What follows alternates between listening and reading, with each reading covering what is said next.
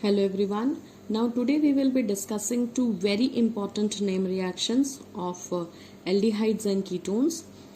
इन reactions को use करके आप एल्डिहाइड्स और कीटोन्स को रिड्यूस कर सकते हैं, मींस एल्डिहाइड एंड कीटोन्स का रिडक्शन करा सकते हैं करस्पॉन्डिंग एल्केन्स में। मींस हम ऐसा कह सकते हैं कि एल्डिहाइड और कीटोन का रिडक्शन हाइड्रोकार्बन्स में हम कराएंगे।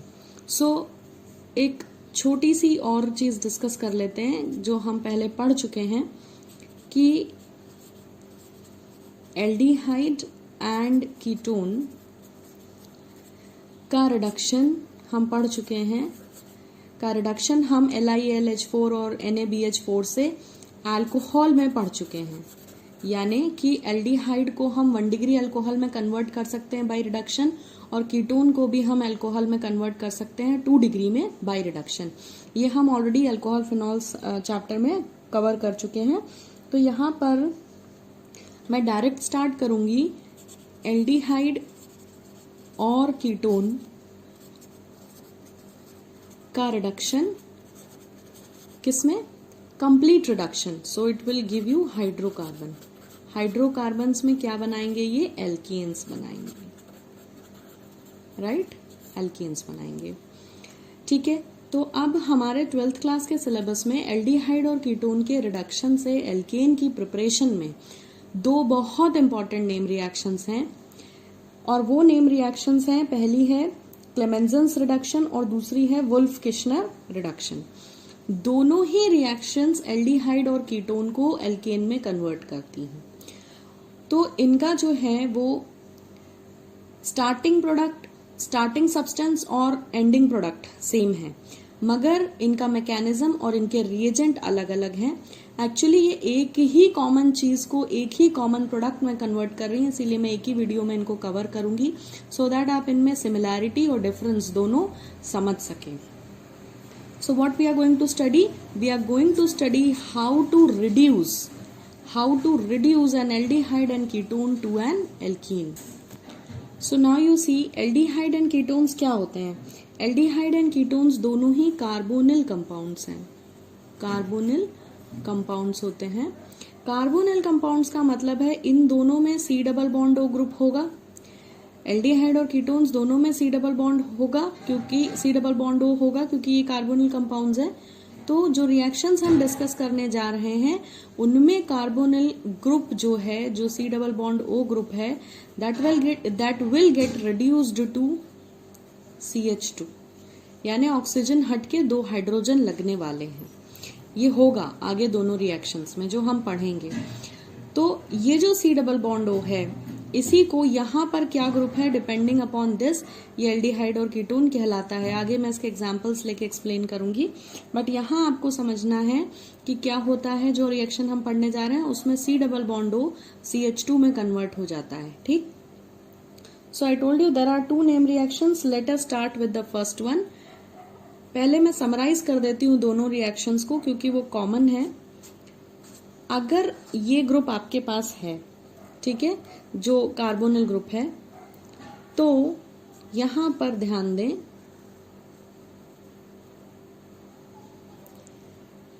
पहले हम लगाएंगे क्लेमेंजन्स रिडक्शन। क्या लगाएंगे, क्लेमेंजन रिडक्शन, और फिर हम लगाएंगे वुल्फ किश्नर। ठीक, दोनों ही रिडक्शन रिएक्शंस हैं, दोनों ही इस ग्रुप को क्या चीज में कन्वर्ट कर देंगे, आपको प्रोडक्ट कॉमन मिलेगा। यहां भी आपको CH2 मिलेगा और इससे भी आपको CH2 ही मिलेगा। ठीक है, माने इस कंपाउंड को क्लेमेंजन रिडक्शन में डालेंगे तो भी यही प्रोडक्ट मिलेगा और वुल्फ किश्नर में डालेंगे तो भी यही प्रोडक्ट मिलेगा। माने कि इन दोनों रिएक्शन से कार्बोनिल ग्रुप जो है वो एल्केन में कन्वर्ट हो जाता है। क्लेमेंजन्स रिडक्शन में रिएजेंट होता है zinc amalgam, should write dash, so zinc amalgam in presence of acidic medium, that is HCl की प्रेजेंस में जिंक अमेलगम से कार्बोनिल ग्रुप की रिएक्शन। तो आप ये रिएजेंट देखेंगे तो देखते से क्या बोल देंगे कि ये क्लेमेंजन रिडक्शन है।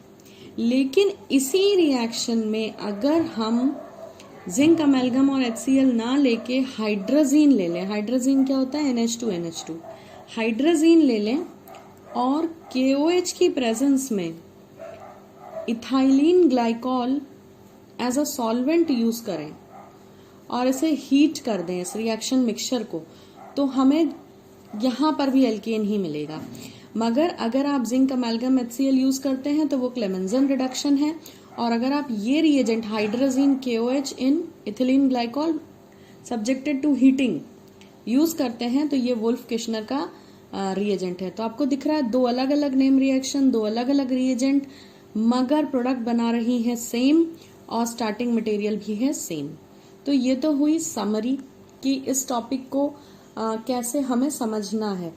तो हमने देखा कि कार्बोनिल ग्रुप का रिडक्शन हो रहा है किसमें, एल्केन में। ठीक है, दो नेम रिएक्शंस हैं, दोनों का जो है स्टार्टिंग और एंडिंग प्रोडक्ट सेम है, मगर रिएजेंट अलग है और मैकेनिज्म भी अलग अलग होंगे। So now let us start with the Clemmensen's reduction and see how that happens. तो जो पहला आपने लिखा है, पहला पाथ आपने लिखा है कि कार्बोनिल का conversion by zinc amalgam and HCl in alkanes. Let's see how it happens. So put the heading is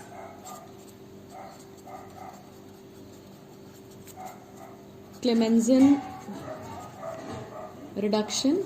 It's a name reaction, very important name reaction it is.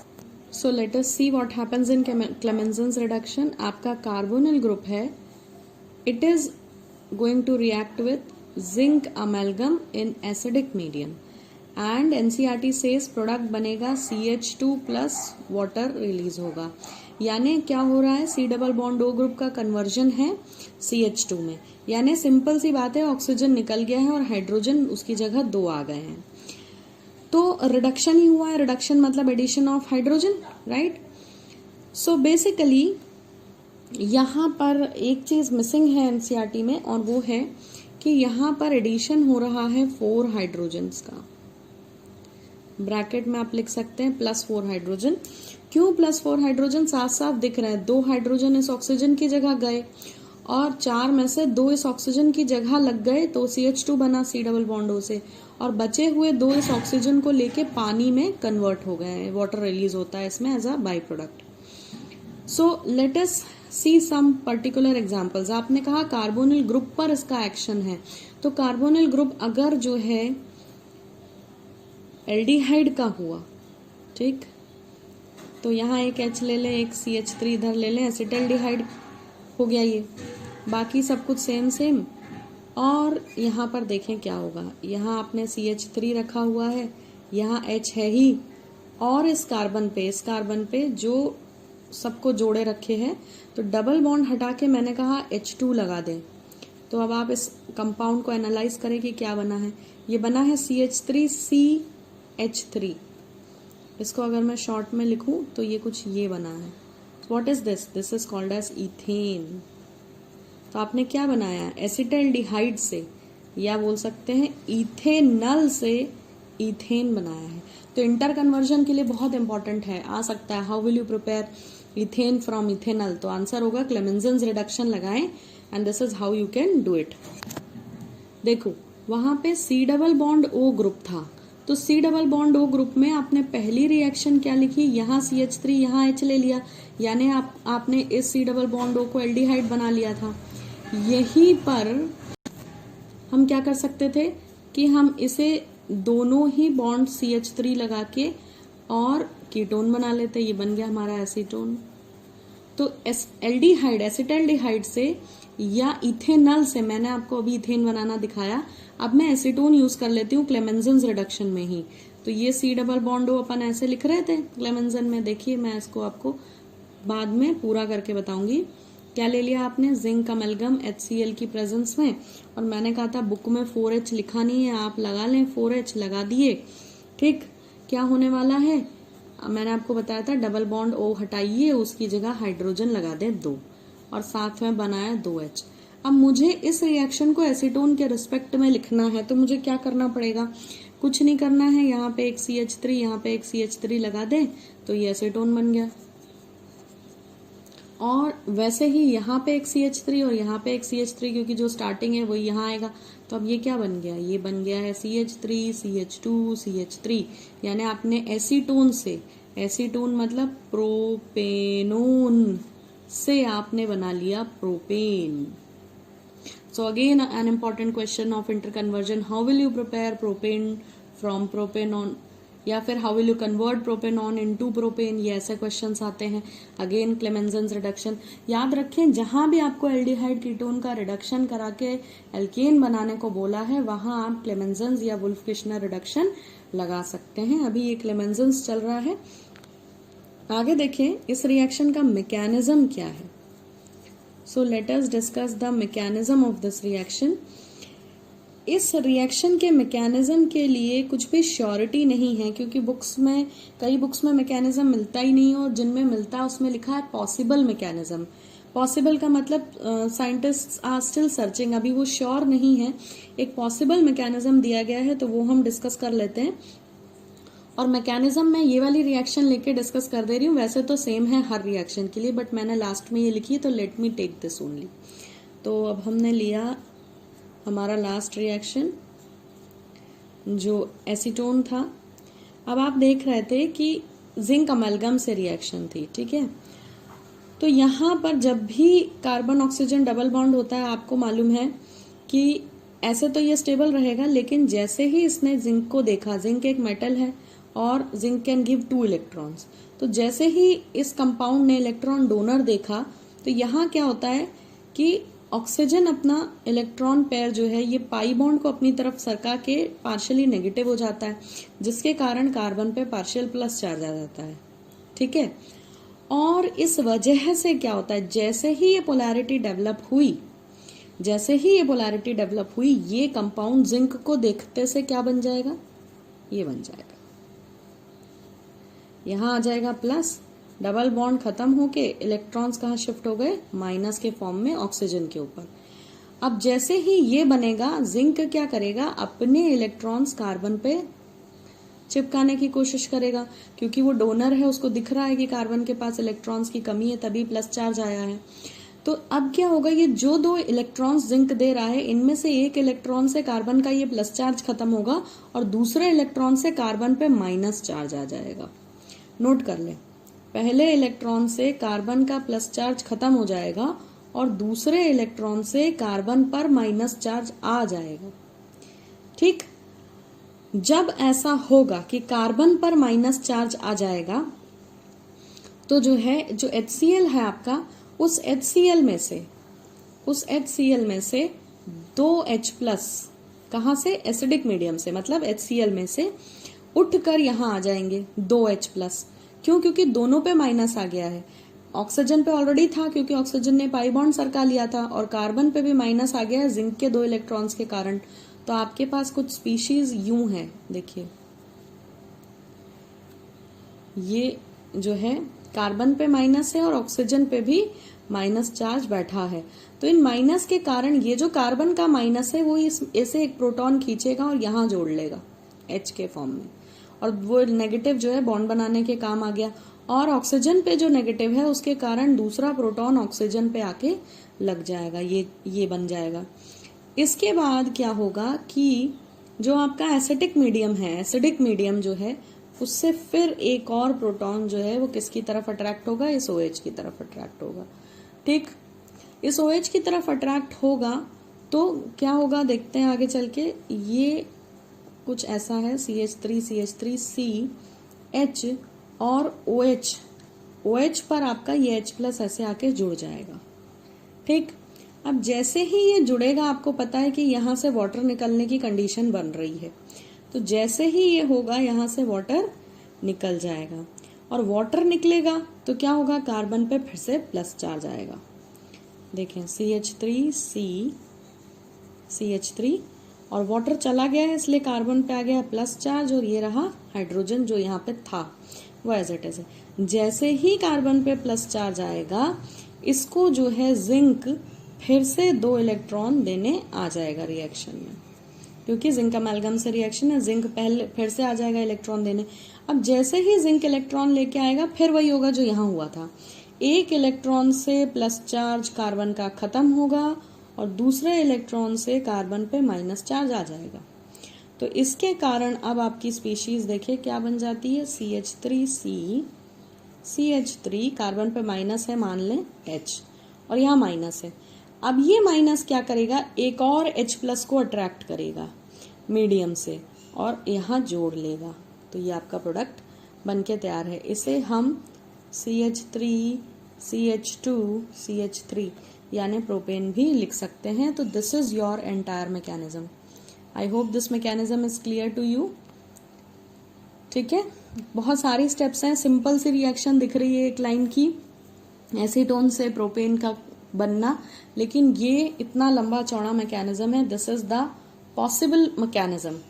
Books कहती हैं ये possible mechanism है, इसकी surety नहीं है, but according to certain good books this is the mechanism of Clemmensen reduction. Now let us discuss the second important mechanism and that is Wolff-Kishner reduction. When I introduced the topic, वही मैंने बता दिया था कि Wolff-Kishner reduction में भी aldehyde और ketone का कन्वर्जन होता है, किसमें एल्केन में। मगर डिफरेंस क्या है कि यहाँ पर भी C डबल बॉन्ड हो, पहले तो सिमिलैरिटी देख लेते हैं फिर डिफरेंस की बात करेंगे। वहां भी क्लेमेंसन में भी C डबल बॉन्ड O को आपने CH2 लिखा था, यहाँ भी आपने वही किया है। अंतर क्या है, वहां आपने जिंक अमेलगम HCl लिया था, एसिडिक मीडियम की रिएक्शन थी, और वुल्फ किश्नर में आप लेंगे हाइड्रोजीन।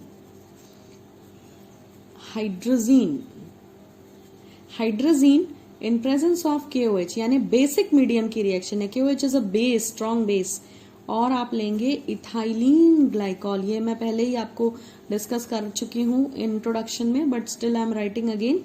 इथिलीन ग्लाइकॉल इस रिएक्शन में सॉल्वेंट का काम करेगा और this reaction has to be heated. ठीक है, दिस मच पोर्शन। तो ये तो हुआ आउटलाइन रिएक्शन का। इसी रिएक्शन में आप ध्यान से देखें कि हमने कहा कार्बोनिल कंपाउंड, कार्बोनिल ग्रुप की रिएक्शन है, तो कार्बोनिल ग्रुप में आप कार्बोक्सिलिक एसिड पे ये दोनों रिएक्शन नहीं लगाएंगे, ठीक है, क्योंकि कार्बोक्सिलिक एसिड्स में कार्बोनिल ग्रुप नहीं है, दोनों फंक्शनल ग्रुप है, कार्बोनिल भी है हाइड्रोक्सिल भी है। सिर्फ एल्डिहाइड और कीटोन के लिए रिडक्शन के लिए ये रिएक्शन है। तो यहाँ पर जो है आप इस ग्रुप को, ये तो आपने आउटलाइन लिख ली, इसको स्केलेटन रिएक्शन बोलते हैं कि यहाँ पे कोई भी एल्डिहाइड ले ले और कोई भी कीटोन ले लें और करस्पॉन्डिंग एल्केन देखें। अब मैं यहाँ ले लेती हूँ एक स्पेसिफिक एल्डिहाइड, मैं यहाँ CH3 और यहाँ H लिख लेती हूँ, और मैं ये सब सेम टू सेम रहेगा जो इतना सारा यहाँ लिखा है। और इससे कौन सा एल्केन बनेगा, देखें यहाँ मैंने कहा था 2H लगा देंगे ऑक्सीजन हटा के, ये हाइड्रोजन था ही, तो ये क्या बन गया है, ये वैसे ही जैसे आपने पीछे रिएक्शन में देखा था, क्या बन गया है, इथेनल से इथेन बना है। और कीटोन से सेम प्रोडक्ट मिलेगा जो आपको क्लेमेंसन में मिला था, बट रिएजेंट अलग है, रिएजेंट हाइड्रोजीन और HCl है यहाँ पे, तो आपको यहाँ पे प्रोपेन मिलेगा। मैंने क्या बोला, डबल बॉन्ड O हटाएं, CH2 लगाएं, बाकी सब मतलब इतना हिस्सा एज इट इज लिख दें, बस डबल बॉन्ड की जगह CH2 लगाएं। तो ये क्या बन के तैयार हो गया, ये आपके पास बन के तैयार हुआ है, ये क्या हुआ, सॉरी यहाँ मैंने H लिख दिया, this is CH3 CH2 CH3 यानी प्रोपेनॉन से यू हैव गॉट प्रोपेन। बिल्कुल सेम प्रोडक्ट्स बने थे पीछे क्लेमेंसन्स में भी, अंतर सिर्फ इतना था कि एरो पर लिखे जाने वाले रिएजेंट्स अलग थे। वहां पर जिंक अमेलगम HCl था, एसिडिक मीडियम में रिएक्शन थी, यहाँ पर जो है हाइड्रोजीन और KOH है और बेसिक मीडियम की रिएक्शन है। तो यहाँ पर ये स्केलेटन रिएक्शंस दी होती हैं बुक्स में, उनको आपको अपने हिसाब से रिएक्टेंट्स में कन्वर्ट करना पड़ता है। तो ये क्या है आपका एसिटल्डिहाइड, या आप इसे इथेनल भी बोल सकते हैं। So you have prepared ethanal to ethane. Clear हो रही है बात? I hope this is clear. ये आपका वुल्फ किश्नर रिडक्शन है। अब इसका मैकेनिज्म देख लेते हैं। मैंने बोला क्या अलग है वुल्फ किश्नर और क्लेमेंसन में, सिर्फ मैकेनिज्म अलग है और रिएजेंट अलग है, बाकी स्टार्टिंग और एंडिंग प्रोडक्ट्स सेम है। So mechanism of this reaction, is also a long mechanism जैसे क्लेमेंजन का था। यहाँ से मैंने वहां पे आपको प्रोपेनॉन से मैकेनिज्म दिखाया था क्लेमेंजन में, यहाँ पे मैं आपको एसिटाल्डिहाइड से दिखा देती हूँ। तो ये ले लें CH3H डबल बॉन्ड O, पीछे मैकेनिज्म में ये लिया था, इसमें मैं ये ले रही हूँ, ठीक है, कोई सा भी ले सकते हैं, कोई दिक्कत नहीं है। अब यहाँ देखें, आप लिखें यहाँ पे हाइड्रोजीन। हाइड्रोजीन को मैं कुछ यूं लिख रही हूँ, जैसे ही ऐसे लिखेंगे जो रिएक्शंस लिखते और पढ़ते रहते हैं उनको तुरंत समझ में आ जाता है कि ये देखो यहाँ से आपको दिख रहा है कि पानी को निकलना है, ठीक है, वाटर का रिमूवल है, ठीक है, वाटर का रिमूवल है, वाटर का रिमूवल है और बचा हुआ सब आपस में जोड़ दें। ये इसकी फर्स्ट स्टेप, CH3C, यहाँ H, यहाँ से वाटर हट गया, यहाँ लिख दें -H2O, बचा क्या है, बचा है डबल बॉन्ड NH2 बचा है वाटर हटने के बाद। ये था हाइड्रोजीन, ये था हाइड्रोजीन, और ये जो बनता है इसे कहते हैं हाइड्रोजोन। ये इंटरमीडिएट प्रोडक्ट है, ये फिर कन्वर्ट हो जाता है किसमें, एल्केन में। अब ये हाइड्रोजोन, क्योंकि हम मैकेनिज्म पढ़ रहे हैं तो इस हाइड्रोजोन पे एक्शन होगा KOH का। अच्छा, KOH के बारे में हमें पता है कि ये K+OH माइनस देता है। तो जैसे ही ये OH- यहाँ बनेंगे, यहाँ से एक हाइड्रोजन जो है, जो NH2 के पास हाइड्रोजन है, वो इधर की तरफ खिंचा चला जाएगा। ये वाला हाइड्रोजन तो जाएगा नहीं, क्योंकि यहाँ ये quite strong and stable situation है, यहीं से हाइड्रोजन जाने की संभावना है, तो वो इस OH के साथ निकल जाएगा। अब जब वो यहाँ से एक हाइड्रोजन इस OH के साथ निकल जाएगा तो देखिए क्या होगा। यहाँ पे मैं इसको फिर से लिखती हूँ एक दूसरे तरीके से जिससे आपको समझ आए। डबल बॉन्ड N और यहाँ 2 H2 हैं, तो मैं लिख लेती हूँ H और H। तो ये क्या हो रहा है, ये H और ये OH- यहाँ से वाटर के फॉर्म में निकल जाएंगे। आपके पास बचा क्या है, जो आपके पास बचा है वो मैं यहाँ लिख रही हूँ, ध्यान से देखें। हमारे पास बचा है CH3CH double bond as it is है N और NH।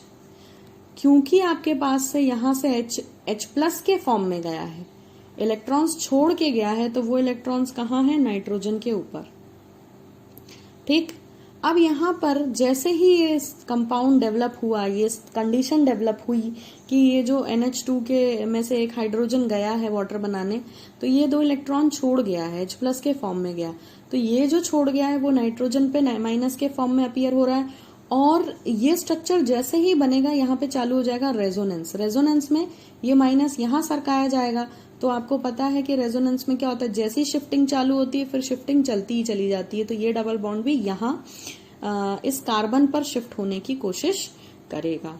तो जैसे ही ये शिफ्टिंग होगी, ये मॉलिक्यूल चेंज हो जाएगा। मैं यहीं लिखूंगी, स्पेस कम है, मगर आपको दोनों में अंतर दिखे इसलिए मैं इसी में एडजस्ट करने की कोशिश करती हूँ। CH3CH कार्बन पे आ जाएगा माइनस, क्योंकि पाई बॉन्ड कार्बन पे शिफ्ट हुआ है। N और इन दोनों N के बीच में ये माइनस शिफ्ट हुआ, तो यहाँ डबल बॉन्ड और NH। सो आप देख सकते हैं इन दोनों में क्या डिफरेंस आया। माइनस शिफ्ट होके NN के बीच में डबल बॉन्ड आ गया, और C और नाइट्रोजन के बीच का डबल बॉन्ड शिफ्ट होके कार्बन पे माइनस चार्ज आ गया है। तो अब जो ये स्पीशीज बनी है, let's see what happens to it. तो एक बार फिर से देख लेते हैं क्या बना था वहां पे। वहां बना था CH3C, कार्बन पे माइनस चार्ज, यहाँ पे हाइड्रोजन, यहाँ single bond N double bond NH, ये बना था। जैसे ही ये बनेगा, वैसे ही क्या होगा कि फिर से KOH का एक मॉलिक्यूल एक्शन में आएगा, OH- देने की तैयारी करेगा, और जैसे ही KOH एक OH- देगा, ये OH- फिर से क्या कोशिश करेगा, ये OH- यहाँ से ये हाइड्रोजन निकाल लेने की कोशिश करेगा। और जैसे ही ये हाइड्रोजन यहाँ से H+ के फॉर्म में जाएगा, ये इससे पिछले स्टेप में NH2 था ये, और NH2 का दूसरा वाला हाइड्रोजन ऐसे ही गया था माइनस छोड़ के, मतलब बॉन्ड्स छोड़ के। तो ये हाइड्रोजन भी H+ के फॉर्म में OH- के साथ जाएगा और नाइट्रोजन पे माइनस चार्ज छोड़ जाएगा। या आप ये कह सकते हो कि ये जो N और H के बीच का बॉन्ड है, ये नाइट्रोजन पे शिफ्ट हो जाएगा, ठीक है। तो जैसे ही ये सिचुएशन होगी, आगे देखते हैं क्या होगा। ये OH- इस पे अटैक कर रहा है, तो आपको फिर से एक वाटर मॉलिक्यूल निकलेगा, और you will get CH3CH N double bond already था, N के पास से हाइड्रोजन चला गया और माइनस चार्ज आ गया है, ये स्पीशीज बनी। जैसे ही ये स्पीशीज बनेगी एक और H जो है कार्बन पर अटैक करेगा और जो है इस पर आके जुड़ जाएगा। ठीक, तो ये कुछ ऐसा दिखेगा। अब ये माइनस क्या होगा, फिर से यहाँ पे अटैक करेगा, इस डबल बॉन्ड पे शिफ्ट होने की कोशिश करेगा। तो जब ये डबल बॉन्ड पे शिफ्ट होने की कोशिश करेगा तो यहाँ से क्या होगा, नाइट्रोजन गैस निकल जाएगी ये। ठीक, नाइट्रोजन गैस निकल जाएगी तो ये बनेगा कुछ ऐसा, ये। ठीक, ये कुछ ऐसी सिचुएशन होगी और जैसे ही ये ऐसी सिचुएशन होगी, क्योंकि ये उठा के अपने इलेक्ट्रॉन्स चला गया, तो ये वाला जो है ये नाइट्रोजन पे किस फॉर्म, ये कार्बन पे किस फॉर्म में रहेगा, माइनस के फॉर्म में। और जैसे ही ये सिचुएशन बनेगी वाटर से फिर से H+ जो है वो इस मॉलिक्यूल की तरफ खींच लिया जाएगा और ये कन्वर्ट हो जाएगा, ये इतना तो ऑलरेडी था और ये माइनस से जुड़ जाएगा एक H+ यहाँ से आके, and this you are going to get, and which is CH3, so ethane is formed. So from ethanol, this is how, such a long mechanism it was, but this is how you are going to prepare the ethane.